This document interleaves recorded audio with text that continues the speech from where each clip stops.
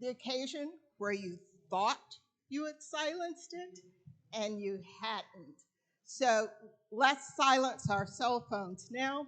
I wanted to also let you know that this concert will be recorded, not your picture, but the pianist, Mr. Alston, in concert is being recorded.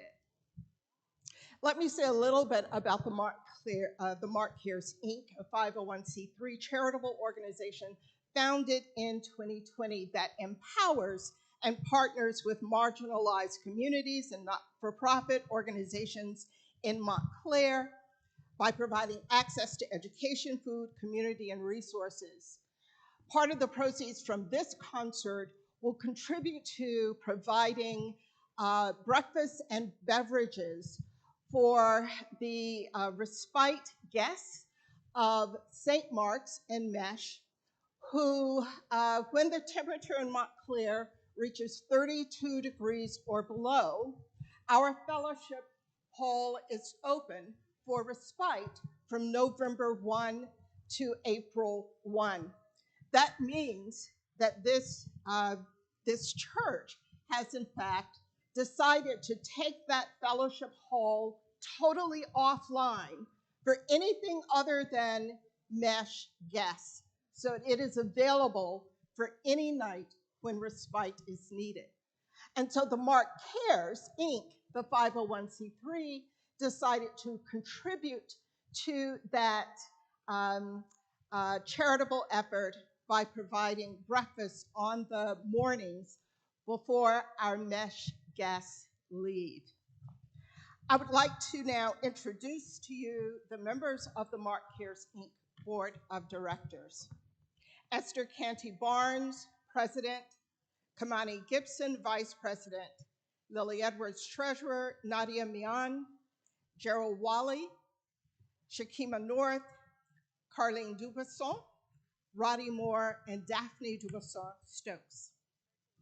I'd like to thank all of those who supported this concert. We are very grateful, especially to one of our volunteers who simply said to me, "Do you need me to help?" So I especially want to thank Michelle Murray. Classically Black is part of a concert series that the Mark Cares Inc. will offer, and it will include in the next part of the series in February 2023, Richard Alston with a vocalist who will be in concert with traditional spirituals and African American art songs. So please come out again in February when the publicity comes out to support us in the entire series. I also wanted to let you know that on yesterday, the Mark Cares Inc.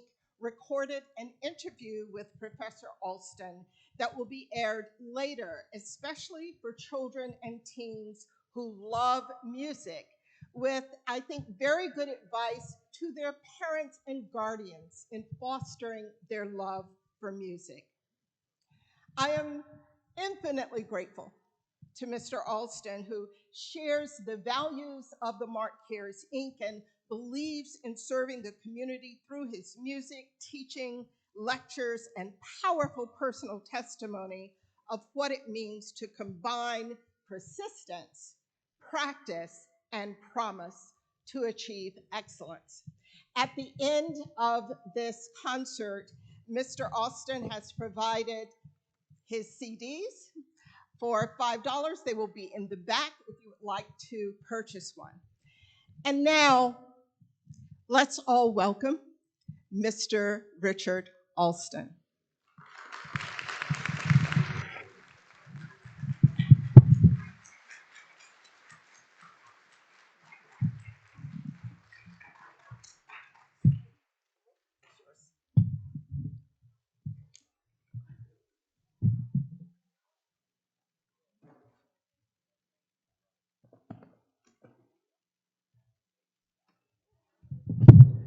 Good afternoon, and thank you for coming out. I'm very, very happy to share some information and some stories about the music that's in the program. Behind every Black note, that's in the score, there's usually a story behind it, a backstory. And so that's what I want to share with you today, the backstories and some of this music. I want to start with sharing with you a backstory of that video that you saw playing. I went to the Brevard Music Festival 3 summers when I was in high school. My teacher was on the faculty, and they had a concerto competition. And the first year I went, I won the competition, and I played the Tchaikovsky Piano Concerto with the orchestra, first movement. Second year I went, I competed again, and I won a second time and played the last movement of the Tchaikovsky Piano Concerto. And the third year I went, which was, I think, like a couple of years ago, 1974, um, I competed. And before they had the competition, some people went to the director and said, Alston should not compete again. He's won this competition 2 years already in a row. Somebody else should have a chance. And so the director issued his statement was, well, somebody should just beat him, and then he won't play. Well, I won a third time. And that piece is the Hungarian Fantasy by Franz Liszt. So that's the backstory with that. And so this afternoon, I want to share with you, like I said, the backstory of some of this music I'm going to play for you.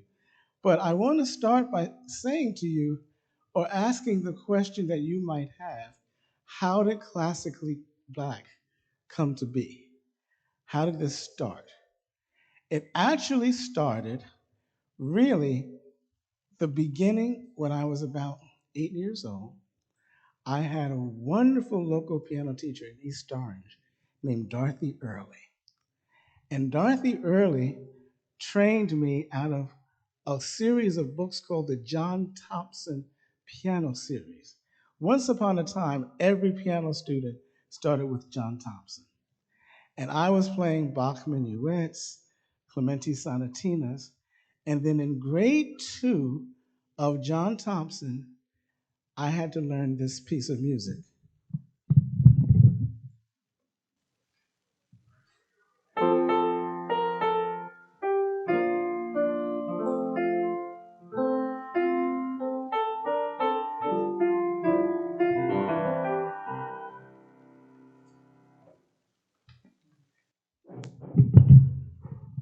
Does anyone know the name of that piece? It's called Carry Me Back to Old Virginia. The title wasn't really what was important. What was important was Miss Early turned to me and she said, this music was written by a Negro. We were called that at one time. And the reason why it was important, because now we use the term inclusion, but I was playing Bach, I was playing Clementi, and then next to these composers, I was playing a composer that looked like me. And I don't know if you realize or can realize that was important. That was very important. And so that was the beginning. That was the first piece of music I learned by a black composer. And so throughout my years with her, one of the pieces I'm going to play tonight, I heard one of her students play, and I had to learn it. And I'll tell you about that when I play it. But there are these stories. And so the first piece I'm going to play for you, um, Troubled Water by Margaret Bonds. I went to a concert by another pianist, and she played this piece, and right away I had to play it. I had to make it mine. I had to share it. But again, I guess I have an inquisitive mind because I had learned what are called piano transcriptions. Liszt wrote a lot of transcriptions for piano. Transcriptions are music that was written for another idiom that has been arranged for the piano. So this piece of music is based upon the Negro spiritual wade in the water. Now, Margaret Bonds did not call it paraphrase, transcription on wade in the water. She called it troubled water. And that made me curious. And then I learned that many spirituals had coded meanings. There was the surface meaning that was for the big house, okay? And you know what I'm talking about, right? When I say the big house. And then there was the meaning for the enslaved. So this spiritual, to this day, is sung during the ritual of baptism. And it was sung then at that time. But more importantly, when this spiritual was sung, it was giving a signal. This was the coded meaning. It was giving a signal to any slave who was looking for freedom. And on their route to freedom, there were going to be dogs that were going to be tracking them down. But if they got into the water, the dogs would lose the scent. There was a wonderful movie made, oh, maybe about 10 years ago about Harriet Tubman. And when I saw it, I got goosebumps when she told the slaves that she was taking to freedom, get in the water. And one guy, he said, I don't swim. She said, I don't care. Get in the water. And so then we come to the title. Like I said, she didn't title it paraphrase or transcription or metamorphosis, and these are all titles that composers have given to transcriptions. She titled it Troubled Water. Now, my feeling is this, that when that slave got into the water, as calm as the water was when they first got in, when they got in, all the pain, all the misery, all the agony got into that water with them. The water was no longer calm, it was troubled.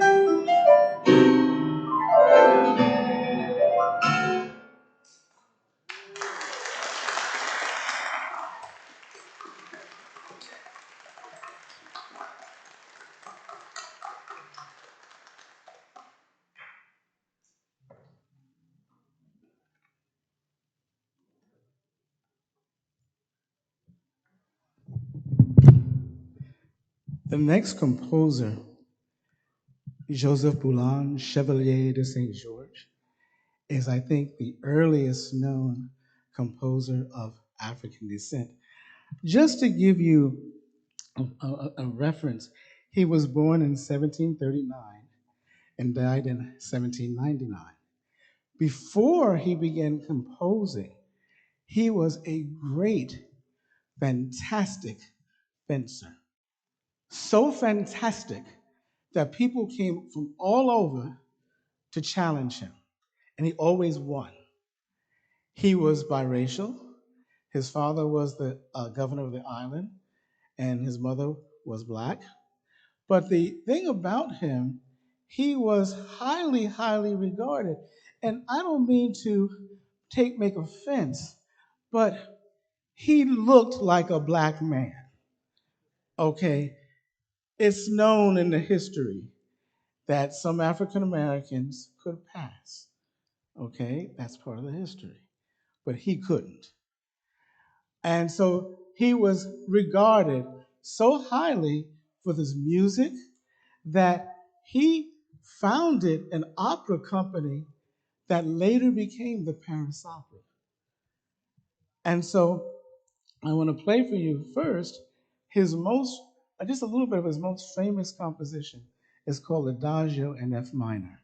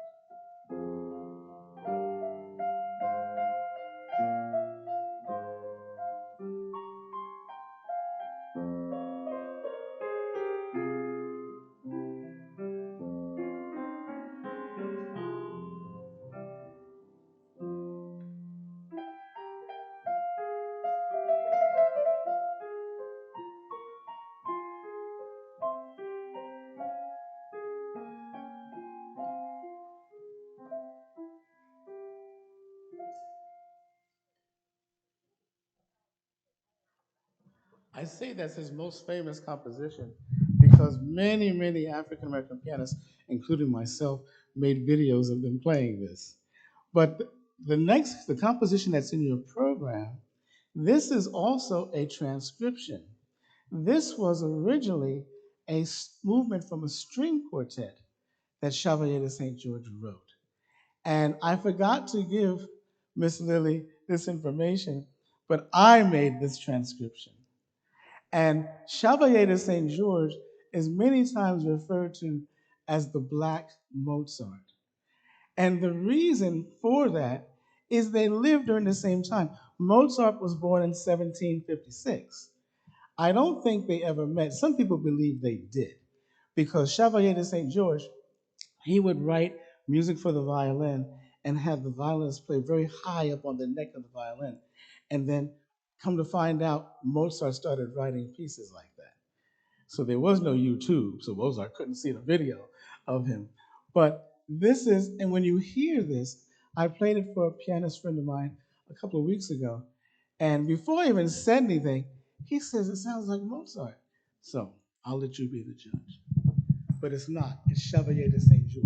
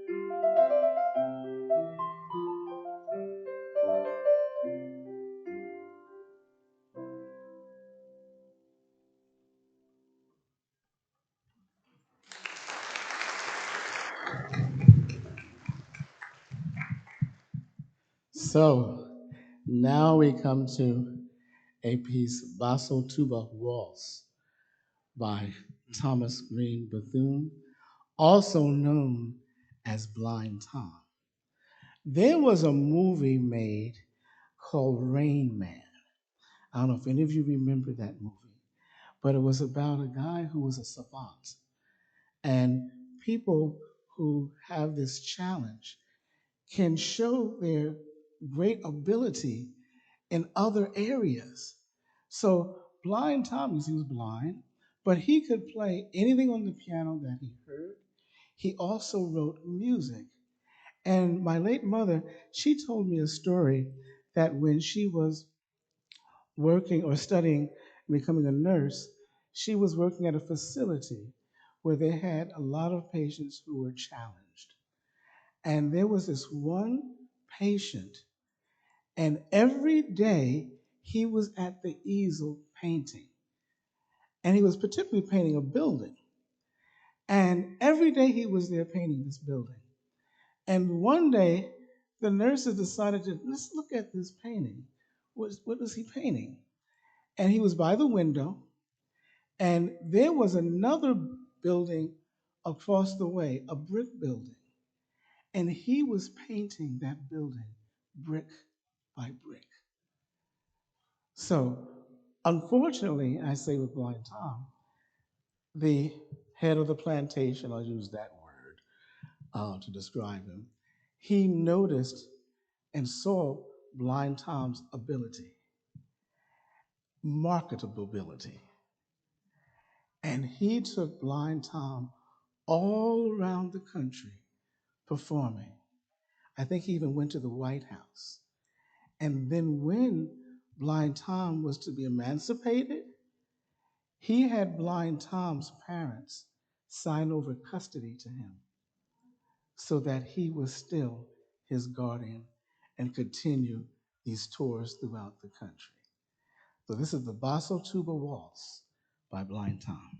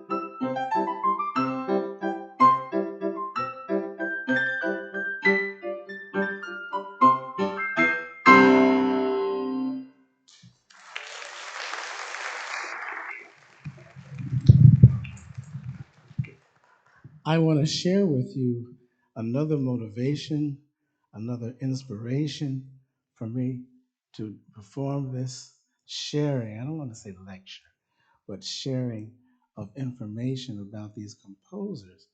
And that is the fact that now, thanks to a woman named Florence Price, who is composing the last piece I'm going to play, there wasn't any talk about composers of African descent.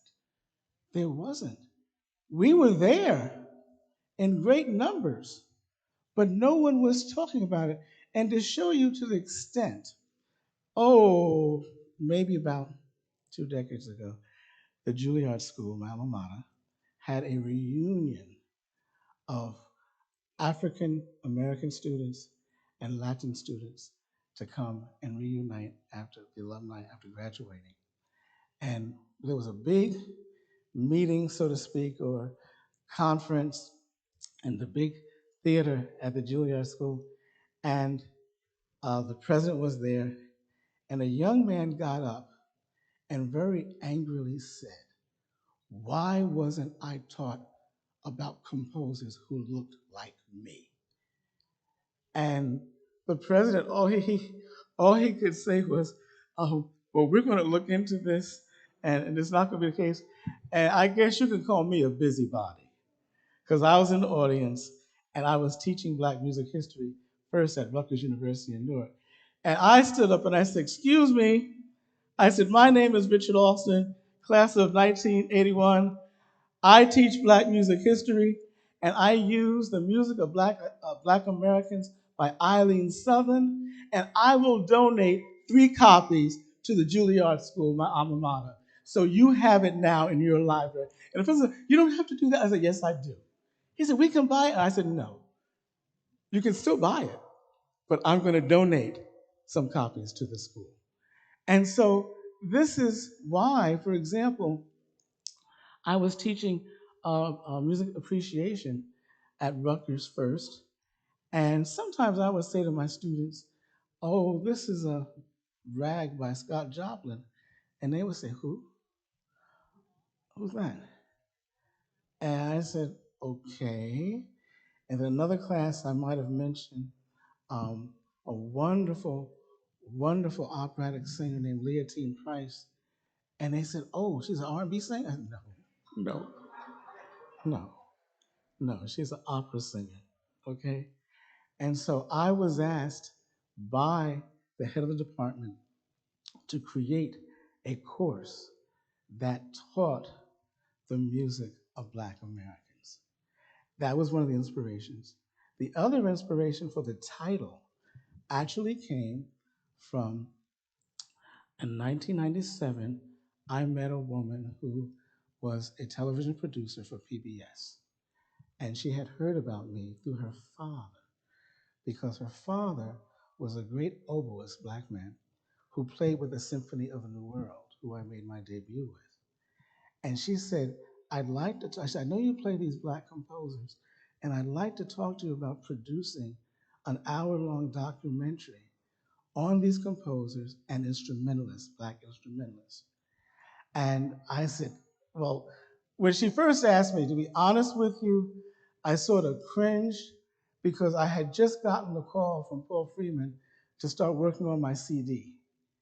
And what happened with that was we talked, we were going to make the CD in the spring of that year. It was already around June, July. And I said, "Great." And I said, "I want to record something that's never been recorded before, the Rinsky Piano Concerto." He said, "Fine." A week later, and I spoke to the producer of the record company, everything was set. He called me back and he said, "We have a problem. I had reserved studio time the week of Thanksgiving, and that person pulled out. Can you be ready for Thanksgiving recording?" And it was July. I didn't know one note of the music, not one note. I had the music, but I hadn't started learning it yet. And so I had to say yes. I had to say yes. This was, first of all, this was something I always wanted to do, to record a work with orchestra that had not been recorded. And then right behind that, okay, and I can't think of her name who called me, um, and she said, "Can you do this television show?" So I looked up to the heavens. I said, "God, why are you doing this to me? Why are you doing this?" But that was also, and so we talked about what would we call this documentary, and we concluded let's call it classically black. So I'm continuing that. And one final thing I must tell you, I have to tell you this. I had begun performing works by black composers. My grandmother, my maternal grandmother, died when I was 5 years old. And she was a soprano, she was a music teacher, she was a church organist, choir director. It's in my blood. I can't help it, okay? I can't help it, all right? And she studied music, and I forget the university she went to, but my grandfather brought a box of her music to me one day. And this was years, decades after she had passed. And one day I finally said, let me look and see what Nanny's music was. And there was music in there that she had the Bach preludes and fugues. She made up a sonata. She had some popular tunes. But she had a tablet that she wrote an essay titled The Negro in Classical Music. And then she started talking about Nathaniel Dett, Roland Hayes. She was mentioning these composers um, that I was playing. And even now, when I tell the story, it's very emotional for me because that was her last message to me. I was already doing it, and I had it framed, and it's in my music room. It was 6 pages, and I had all 6 pages framed in my music room. So these composers go way back, even before her. Her father was a church musician, he was a singer, he was a preacher, and so this comes down through my mother, my late mother. She was a singer in the Vauxhall First Baptist Church choir with my dad. They sang in that choir. So, fortunately, unfortunately for you, I have to share this. Okay, it's in me. It's in my blood. I can't hold it back. I can't hold it back. Now, question for you. Here is a composition. Raise your hand if you know the title.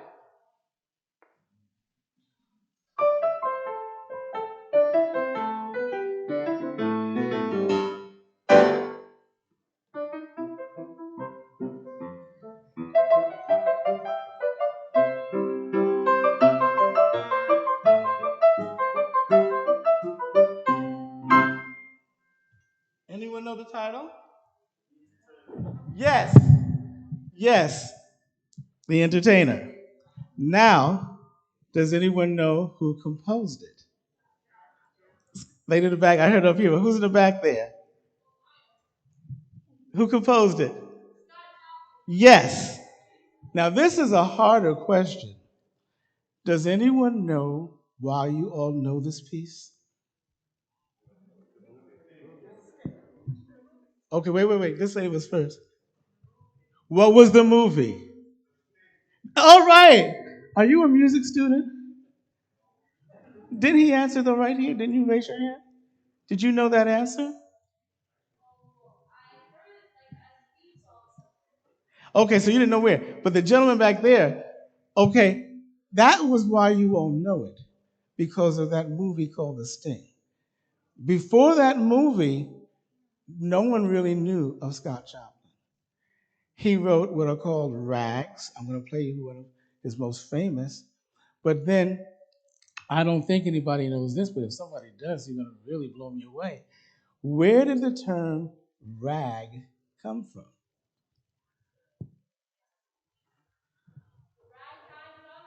No, ragtime was the period. That was the time where this music was written. The term rag comes from the syncopation of the music. So I'm throwing out a $5 word at you. Remember this guy, okay? Syncopation is when you accent a beat that's normally not accented. If we're in 4/4 time, the first beat is the strong beat, the third beat is the weak beat. So you have 1, 1, 2, 2, 1, 2, 3, 4, 1, 2, 3, 1, 2, 3. Syncopation occurs when you accent something other than that first or third beat. 1, 2, 4, 1, 2, 3, 1. So, when people heard this, their first reaction was the rhythm's ragged. Something's wrong. The rhythm's ragged. And therefore, we have the term rag. And he wrote many, many rags, many, many rags. And he wasn't the only one. I'm not going to play one today, but there are many female composers who wrote rags. This is another thing that's not talked about. And I've done a concert. Maybe I'll come back, Miss Lily, and do a concert of female composers because people don't realize. Do you know, or you don't know, I'm going to tell you. In my church, and I've always done this, the month of February is Black History Month. What is the month of March? Every Sunday in March in a church that I am minister of music, we sing hymns written by women and only women. And there are many of them. Look up Blessed Assurance. See who wrote that. Okay? But it's not. And in my what do you call it? St. Mark's was the Episcopalian Church. We have a hymn book, 1982, that they put out. There is not one female composer of a hymn in that hymn book. And I have to be honest and say, I don't think that's an accident. I don't think it's an accident. So maybe I'll come back in March, and if I do come back and do it, I'm not just going to play the hymns. You're going to sing with me. Okay, this was Scott Joplin's most famous rag.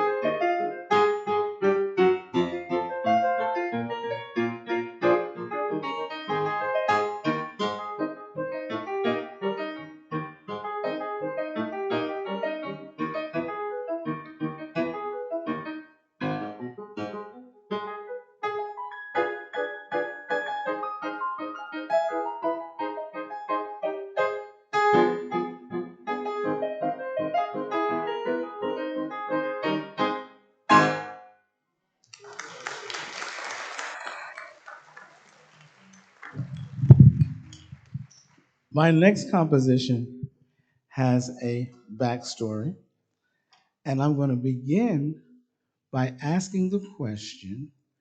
Um, I was going to play a little bit of the tune, but I'm going to just go ahead and ask you, who wrote the song "Take the A Train"? Ah, wait a minute. You get the point, but I have to say, who did you say? Duke Ellington did not write it. No, this lady was right. Say it again. Billy Strayhorn wrote it. Billy Strayhorn was responsible for a lot of Duke Ellington's hits, a lot of Duke Ellington's hits. And Billy Strayhorn was a person, he was basically a quiet guy. And Duke Ellington really took advantage of Billy Strayhorn. But let me say this, the Take the A Train, how it came to be was Billy Strayhorn had heard of Duke Ellington, and it was his dream to meet him. And he called Duke Ellington and said, okay, I will come and meet with you and talk with you and play with you and everything. How do I get to your brownstone? And Duke Ellington's response was, take the A train. But Billy Strayhorn wrote the piece and didn't think it was any good and threw it in the trash. His sister pulled it out of the trash and said, wait a minute, this piece is special, and I want you to take it to Duke Ellington. And he did, and the rest is history. But a lot of people, a lot of Duke Ellington's music was written by Billy Strayhorn. And Billy Strayhorn was an exceptional young kid. He loved the piano and had dreams of even wanting to become a concert pianist. He loved Chopin. He was so brilliant that he went to the high school in New York, I forget the name of the high school, but every year they gave a musical, and for 3 years he wrote all the music, 15 or 16. The piece I'm going to play for you is titled Valse, Valse. And the reason he called it Valse, because he loved the valses of Chopin. And he was paying homage to Chopin by writing. He was only 15 when he wrote this piece.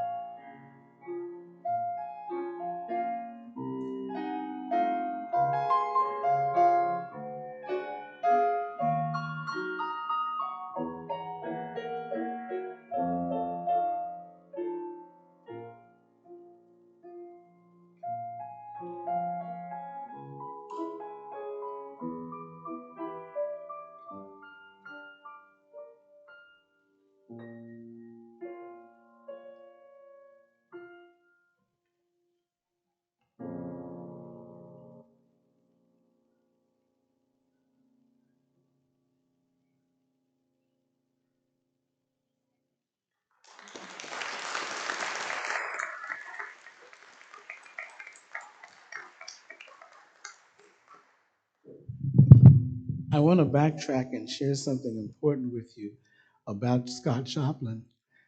In addition to writing The Rags, Scott Joplin wrote an opera called Tremonisha. Tremonisha. And I won't go into all of the plot. You can go on YouTube and watch scenes from it. But he wrote this opera because there were many people who believed in superstitious stories. And there's a whole community of people who believed in all of these superstitions. And the theme of the opera that was that education was the key to success, not superstitious. So I share that with you, especially my friend in the back. He wrote an opera. Don't forget that, okay? Along with the rags. This next composition I first heard when I was a student of Dorothy Early's, and every April she would give a recital of all her students, and we would all play and at the recital. And one of the things about this, I have to laugh. One of the things about this with talking to you, um, I look at this as if we're in my home and I'm just sharing stories with you. And the reason I laughed is because I heard this piece I'm going to play for you at one of her recitals. And I said, Miss Early, I have to play that too. I have to learn it. Okay? But it just came to me, this piece.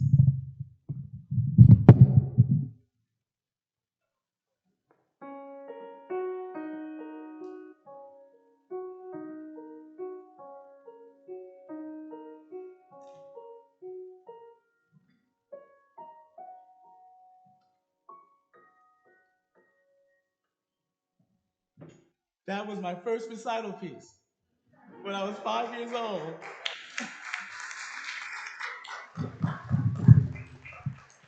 That's what I meant when I said I feel like we're at home in my house and I'm just sharing stories with you.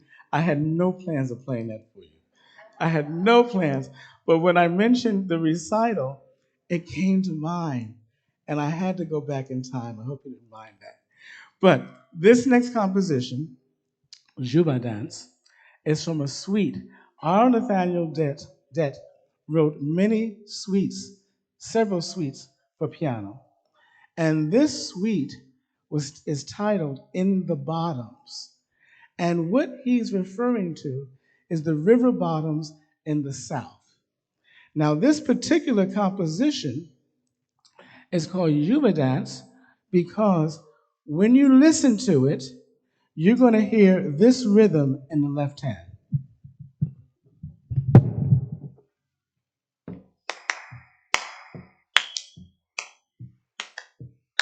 That's the rhythm of the Juba.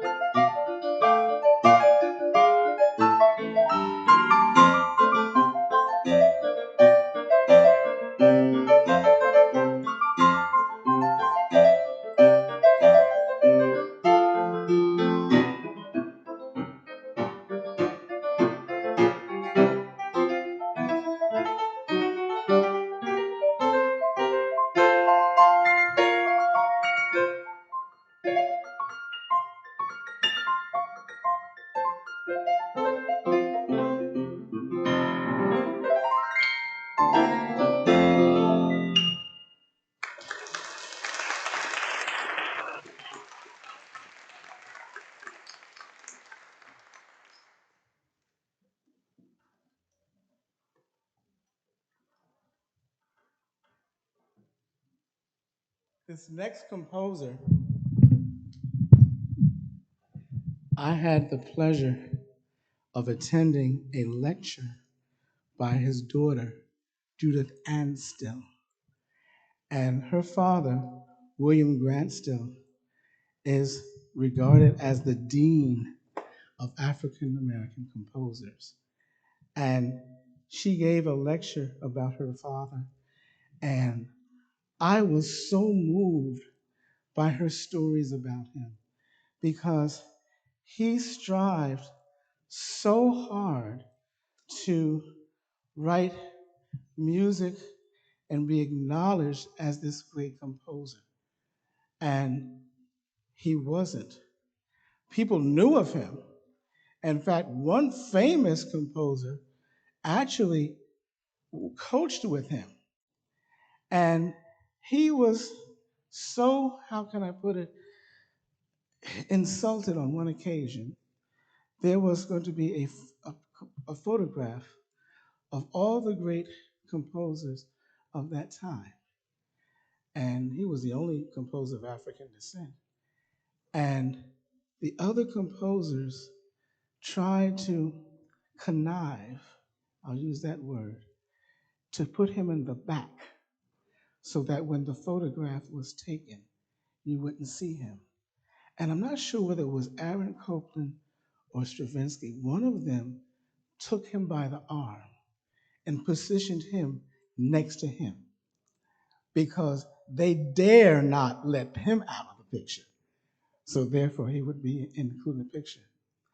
And he wrote his most famous symphony. And in the second movement, you hear this theme.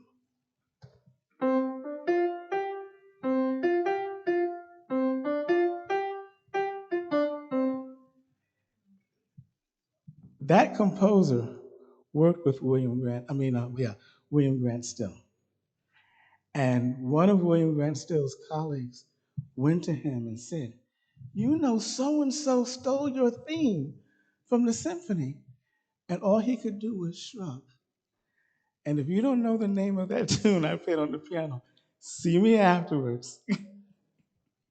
It's a great American composer, a great American composer who took that theme from William Grant Still, and his daughter told that story also. So we come to Summerland.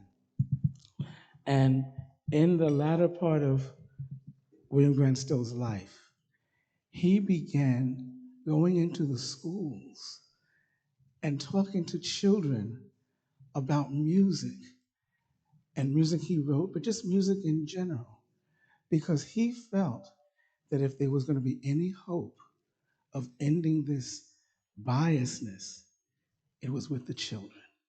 And that's why he went to them. This is Summerland by William Grant Still.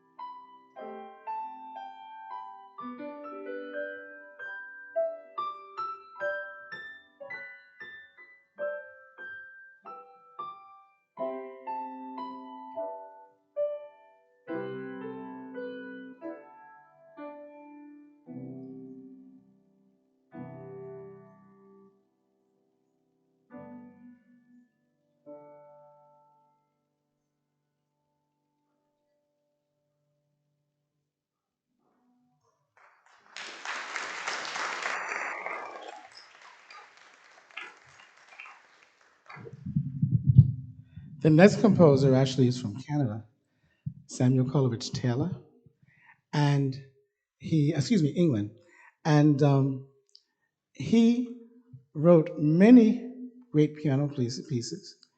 But when he was at the beginning of his career, he wrote this tremendous choral piece called Hiawatha's Feast. And he didn't think much of it, but he took it to a publisher, and the publisher said, "Oh, okay, we'll publish it for you, but okay, but when you publish something with our company, we take all the rights to it." And so he said, "But we'll pay you for it." And they gave him a small amount of money.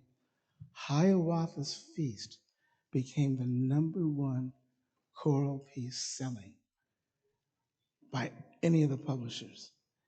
Unfortunately, he didn't get any of the money because he sold the rights away. And so, you know, there are happy stories about these composers. The music is what is happy. And the music that I'm sharing with you. And hopefully, please pass it on. I had a wonderful experience. I did a talk about music to some elementary school children, a number of years ago. And I was just talking to them about Mozart and Bach and everything. When my presentation was over, a young man came up to me and he said, "Professor, I don't think you remember me, but I was in your class, Black Music History at Rutgers, and I want you to know I am teaching them what you taught me." So I hope, but so I'm passing this on to you. I did this wonderful talk yesterday, what I call her Miss Lily, and she was asking me questions, okay, about doing this program. And I said, I'm obligated to. I feel that way anyway. I feel I'm obligated to share this with you. This is the music of people who look like me. I'm here because I saw a young man at 16 play with the New York Philharmonic on television who looked like me. And if you don't know who that is, see me afterwards and I'll share with you. But it's a responsibility. It's a responsibility. I can't shake it. Okay? I'm obligated to do this. And it's not just of the black composers. I do many master classes. And I did a master class, and a wonderful Korean young lady played for me, a beautiful pianist, young pianist. And after she played this piece by Liszt, I said to her, "Okay, what Korean composers do you play?" And she looked at me like I had three eyes. And I said, "Don't Koreans compose classical music?" And she said, "Yes." I said, "Then why aren't you playing them?" I said, "You have to play the music of your people. You have to. Who are you waiting for to do it? Nobody else might do it. So they just go unheard of, like some of these black composers. So that's why I'm here." Bambula, Samuel Coleridge Taylor.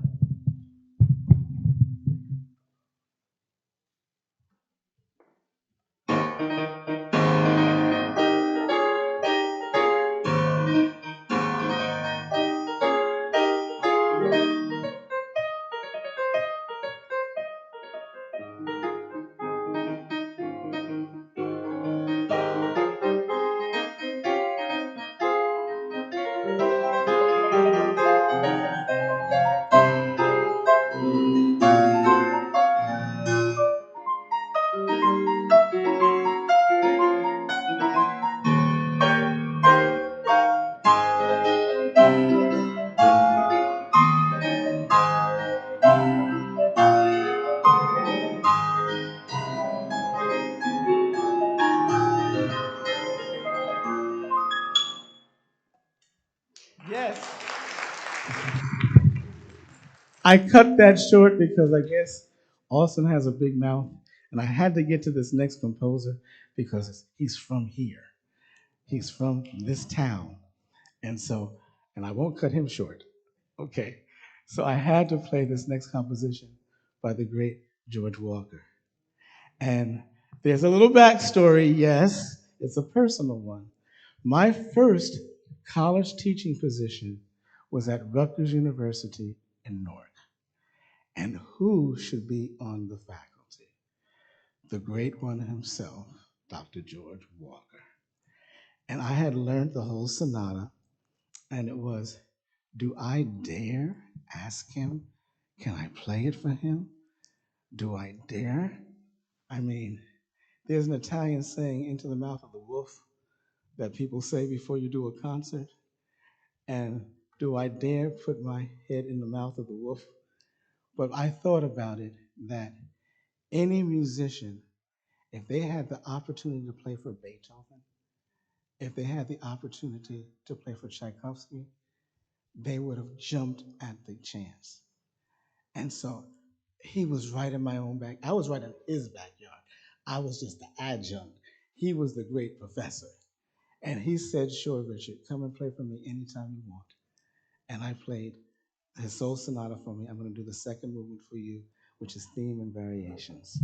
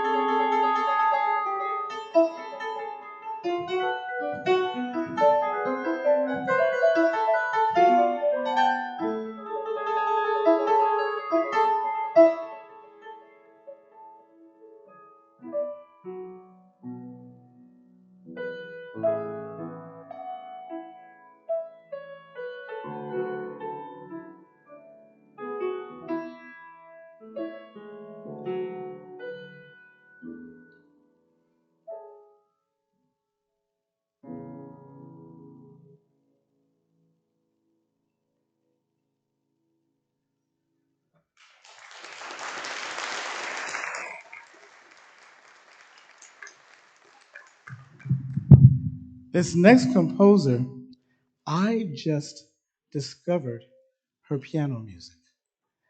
I knew of her compositions for voice. She's arranged many spirituals for singers. But I was happening to look on Facebook, and I saw a colleague played a piano composition by her. And she wrote a suite titled The Seasons, and he played the one for fall. And I immediately, I said, I have to play her work. I have to play her music.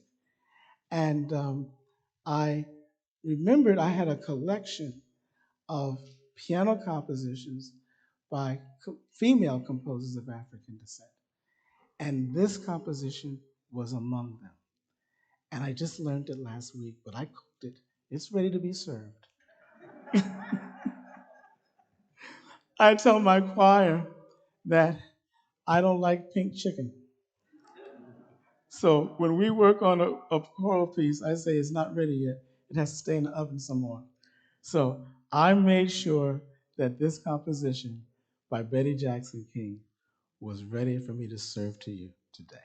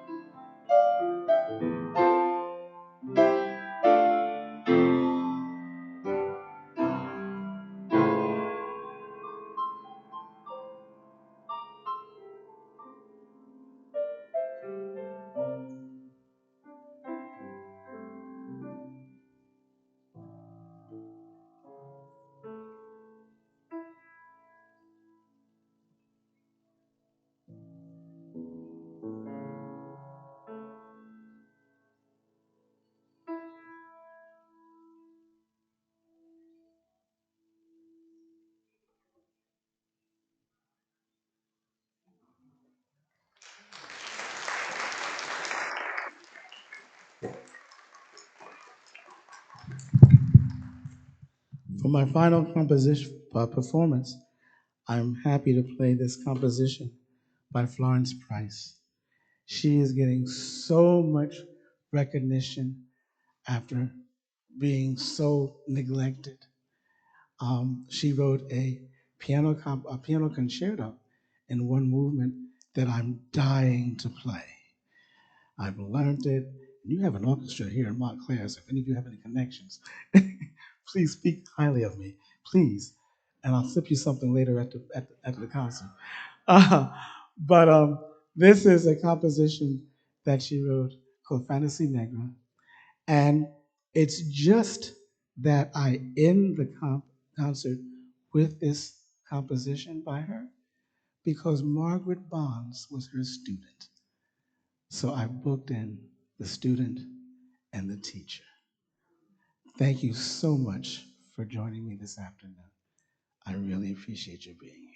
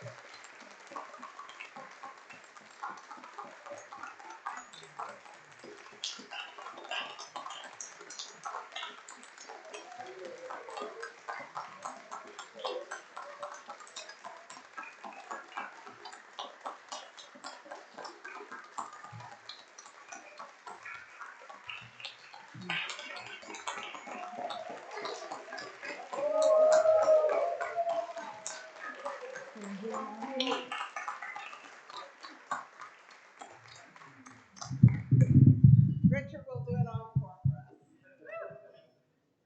If it's okay.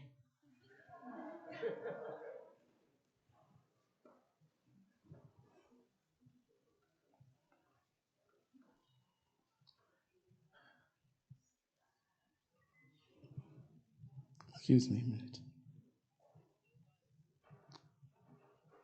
This week, I lost a very dear old friend. I called her my sister, and we did many concerts together. I even did a program right here at St. Mark's that she had sponsored a master class where she had young people and some mature people sing and play for me. And she was always one of my leading soloists. And so I'd like to play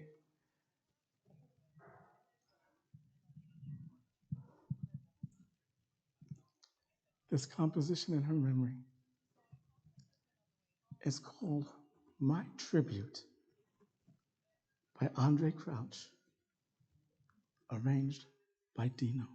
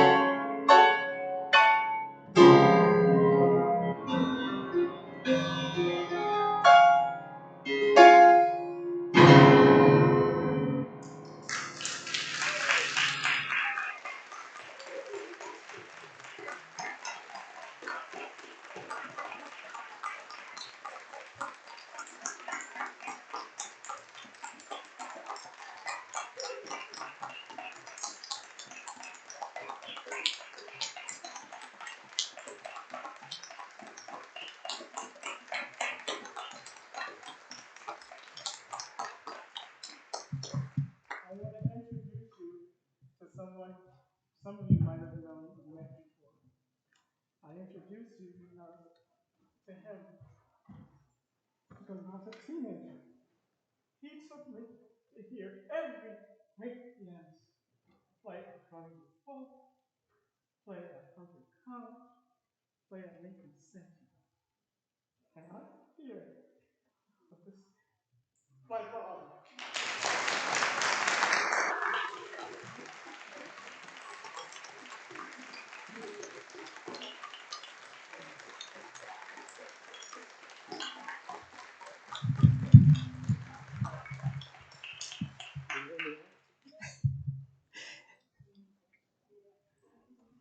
Thank you, Richard. Thank you so very much on behalf of the Mark Cares, Inc., for this wonderful, glorious Sunday afternoon and the way it would quite literally continue to feed people in every way. Thank you all so very much. If you would like a CD, we're set up in the back, and we look forward to seeing you in February for traditional spirituals and African American art songs. Have a wonderful evening. We'll be the featured soloist. Thank you so very much for supporting the Mark Cares, Inc.